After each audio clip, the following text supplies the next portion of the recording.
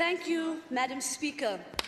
The best way to describe the State of the Province address is the definition given by Albert Einstein, who said, and I quote, "Insanity is doing the same thing over and over again and expecting different results." Premier Lesufi offered nothing new, no new ideas, no innovation, but rather more rehashing of the same hyperbole with no clear plans or how these ideas will be implemented. Instead, he has a weird obsession with speed bullet trains. Mr. Premier, your words at SOPA, your promises and your so-called plans would have meant something if people could trust your word. The problem is that your word means nothing. If we have learned, it is that a person who cannot keep their word has nothing but a lack of integrity and cannot be trusted. Mr. Premier, you keep selling false dreams to those who are the most desperate for a better life. This is one of the cruelest things you can do. Give people hope and take it away from them. This is what you did to too many young people knowingly. You failed to pay young people and failed to retain them in your pipe dream of Inas Hispani. Mr. Premier, you did that. Having big ideas is great. In fact, it's encouraged. But if you cannot back these ideas up with actions, it means nothing to people. It means nothing to the brothers in Zola who went to school and got engineering degrees, but sit around the street corners because they cannot find a job. It means nothing to Mum Monica in Protea Glen, who has lived with a disability her whole life and tries to feed her family and run a successful business of making clothes. One of the most talented people I have met, but struggles to get assistance from this government when requesting space to expand her business.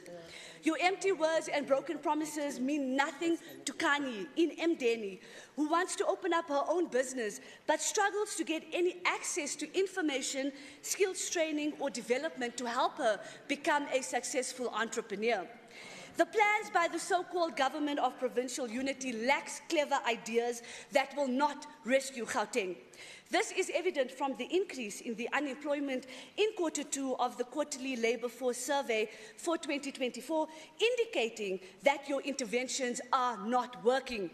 Honourable members, you create jobs by creating an environment for investment and access to skills training.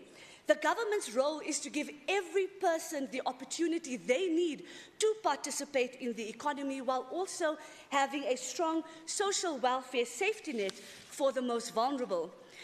I agree with you when you say, and I quote, "We cannot be sorry forever, we must act." Well, this is how you do it. To grow the economy and rescue Gauteng, the DA advocates for the whole of society approach and requires that government, business and communities and individuals work together to overcome the challenges that we face. We must do business and focus our procurement that government does for goods and services from companies with the most positive socio-economic impact. We must increase employment through the implementation and growth of investment reforms to drive job creation. We must improve the levels of financial literacy to ensure that people can understand and manage their finances. We must have a one-stop shop for small businesses to save them time and money by making it easier to access information and assistance. Madam Speaker, we must ensure that the money allocated to grow the economy does just that and not into the pockets of the corrupt. Mr. Premier, too much of the initiatives you outlined in your SOPA address should have already been done. They should have already been done. These ideas are obvious, no-brainers, and lack any forward or future thinking. Mr. Premier, it is unfortunate that you let the moment get the better of you. But again, we cannot expect any different. Gauteng, when someone shows you who they are, believe them. I thank you.